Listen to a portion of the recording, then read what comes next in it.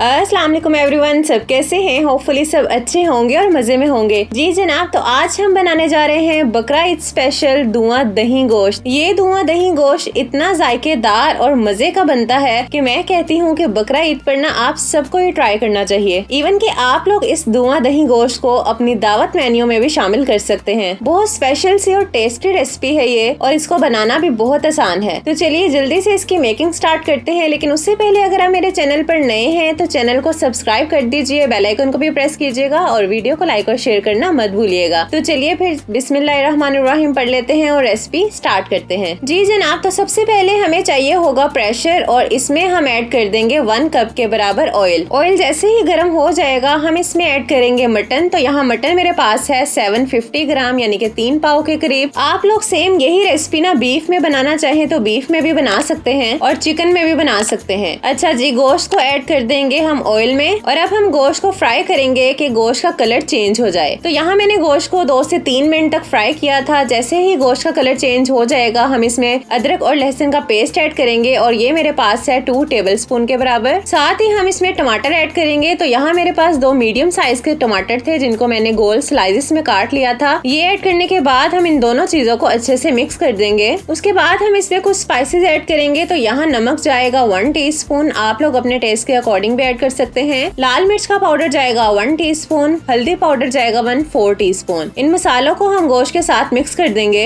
और यहाँ हम थोड़ी देर के लिए गोश्त की भुनाई कर लेंगे कि टमाटर सॉफ्ट हो जाएं। जैसे ही टमाटर सॉफ्ट हो जाएंगे हम इसमें आधा कप के बराबर पानी ऐड कर देंगे, क्योंकि हमने अब इसको प्रेशर लगा देना है ताकि गोश्त गल जाए। हल्का सा यहाँ मिक्स कर दे, और उसके बाद यहाँ मैं प्रेशर बंद कर दूंगी। तो यहाँ मैंने प्रेशर बंद कर दिया था, और यहाँ मैंने ना तकरीबन 1 सीटी बोलने के बाद 15 मिनट के लिए प्रेशर लगाया था। अब यहाँ जब तक हमने गोश्त को प्रेशर लगा रखा है हम लोग सेकंड स्टेप की तरफ चलते हैं। तो यहाँ पैन में मैंने कुछ साबुत मसाले ले लिए हैं, जिसमें कि 1 टीस्पून मेरे पास जीरा है, 1 टेबलस्पून साबुत सूखा धनिया है, ½ टीस्पून साबुत काली मिर्च है, 2 अदद दालचीनी के टुकड़े हैं, 4 अदद छोटी इलायची है और 2 अदद लौंग है। इन सब मसालों को ना हम हल्का सा रोस्ट कर लेंगे। बस थोड़ी देर के लिए हम इनको रोस्ट कर लेंगे कि इनकी खुशबू आने लग जाए, और उसके बाद फ्लेम ऑफ कर देंगे। फिर अब इन मसालों को ठंडा करने के बाद हम ग्राइंड कर लेंगे। तो यहाँ मैंने इनको ग्राइंड करके एक पाउडर बना लिया है। फिलहाल हम रख देते हैं इसको एक साइड पर। अब चलते हैं थर्ड स्टेप की तरफ। तो यहाँ मैंने एक पैन ले लिया है, और यहाँ मेरे पास प्याज है, 2 मीडियम साइज के मेरे पास प्याज है जिनको मैंने स्लाइसेस में काट लिया है। अच्छा जी, अब इन प्याज को ना हमने गोल्डन ब्राउन होने तक फ्राई करना है। तो प्याज को अच्छा सा फ्राई करने के लिए जरूरी होता है कि इसमें चम्मच चलाते रहें ताकि इसका जो कलर है ना वो एक जैसा आए। तो यहाँ मैं चम्मच चलाते हुए प्याज को फ्राई कर रही हूँ। यहाँ आप देख सकते हैं कितना खूबसूरत सा कलर आ गया है। बस जी यहाँ फ्लेम ऑफ कर देंगे,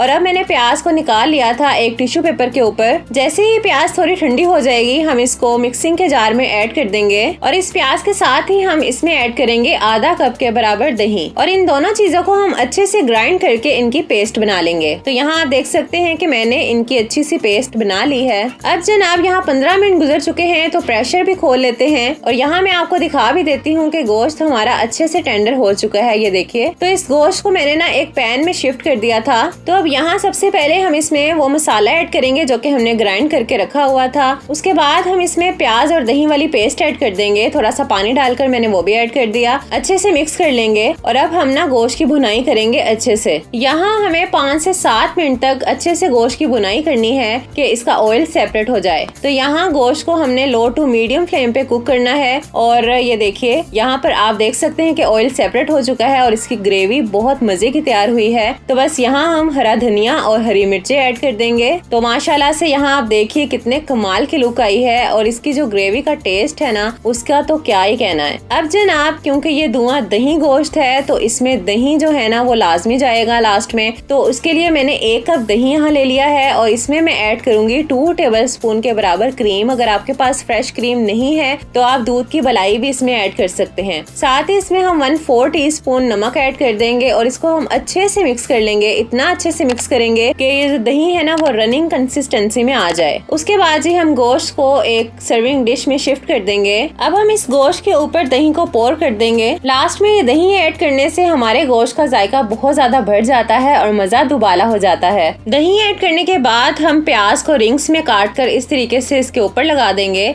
जब भी आपने गेस्ट को सर्व करना है तो इसी तरीके से सर्व करना है। ये देखने में भी बहुत खूबसूरत लगता है। अब हम थोड़ी थोड़ी सी हरी मिर्ची और थोड़ा सा हरा धनिया ऊपर डाल देंगे। और बिल्कुल लास्ट में हमारा जो लास्ट स्टेप है वो हम कोयले का धुआं देंगे इसको। तो एक दहकता हुआ कोयला ऐसे रखेंगे, थोड़ा सा इसके ऊपर ऑयल गिराएंगे और इसको हम कवर करके छोड़ देंगे 5 से 7 मिनट के लिए, क्योंकि ये धुआं दही गोश्त है तो इसको धुआं देना तो बनता ही है। इसके बगैर तो ये रेसिपी इनकम्प्लीट है। जी जनाब, तो यहाँ तैयार है हमारा धुआं दही गोश्त। माशाल्लाह माशाल्लाह से इसकी लुक जितनी खूबसूरत है, ये खाने में भी उतना ही जायकेदार और मजे का है। होपफुली आपको ये रेसिपी बहुत पसंद आएगी, आपके घर वालों को, आपके गेस्ट को, सबको ये बहुत पसंद आने वाली है। तो ट्राई जरूर कीजिएगा बकरा ईद पर एक बार, और इसको सर्व कीजिएगा गर्मा गर्म नान या रोटी के साथ। मैंने तो गरम गरम नान मंगवा लिए थे। ये देखिए इसकी लुक। होपफुली रेसिपी आपको अच्छी लगी होगी तो वीडियो को लाइक और शेयर कर दीजिए। फिर मिलेंगे इंशाल्लाह अपने नेक्स्ट वीडियो में। तब तक के लिए अपना बहुत सारा ख्याल रखिएगा, दुआओं में हमें याद रखा करें। अल्लाह हाफिज।